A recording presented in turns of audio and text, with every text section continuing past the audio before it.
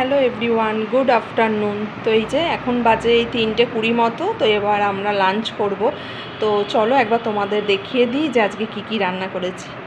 তো এই যে দেখো, এখানে একদম গরম সাদা ভাত, আর এই যে এখানে আছে বেগুন ভাজা, সকালেই করেছিলাম। তারপর এখানে আছে এই যে ভেজ ডাল, ফুলকপি গাজর দিয়ে ভেজ ডাল, আর হচ্ছে এই যে আলু ফুলকপি দিয়ে ট্যাংরা মাছের ঝোল, আর হচ্ছে এই যে পাঁপড় ভাজা। এই হচ্ছে আজকে আমাদের লাঞ্চ। তো চলো এবার এই ছেলেকে, এই যে ছেলে বসেছে এখানে, এবার ছেলেকে খেতে দেবো।